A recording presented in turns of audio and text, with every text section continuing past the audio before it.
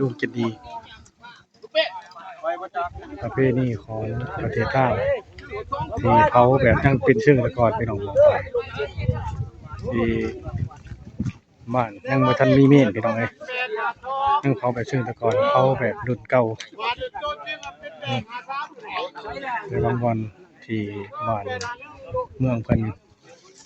มีโทรศัพท์เพิ่นก็สิเฮ็ดเมนได้ว่าฮอดศพเผาโจรอันนี้เป็นรุ่นเก่าพี่น้องประเพณีของลาวใต้เด้อพี่น้อง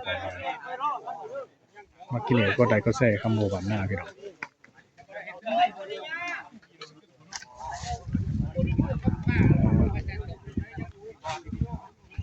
นี่แหละคนเฮานี่บ่มีใครเอาหยังเลยความตายนี่แขนคอตัวบัดย่างตื่นมาเช้าเห็นหน้าเจ้าบัดย่างพี่น้องทุกคนบ่มีหลอดจักคนสุดท้ายก็ไปคนเดียวกันเบิดอยู่ที่ว่าคนเจ้าเฮ็ดความดีเด้อความชั่ว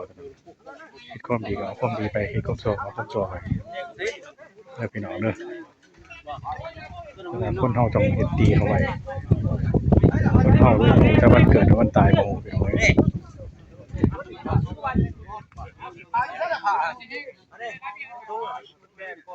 เอ้ย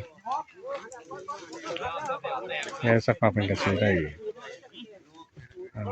เอาไผใส่แบบเชิงตะกอนแบบสมัยเก่าเพราะว่ายังบ่ทันมีเมนในบ้าน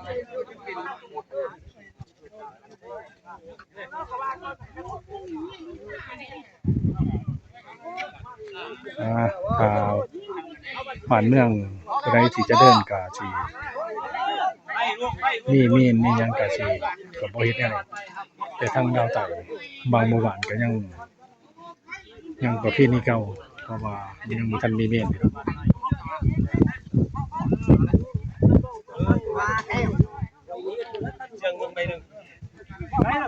ประเพณีของลาวใต้เด้อพี่น้องเด้อจังใดก็กดไลค์กดแชร์คำโบบ้านนาทางเพจของโบท้องอิน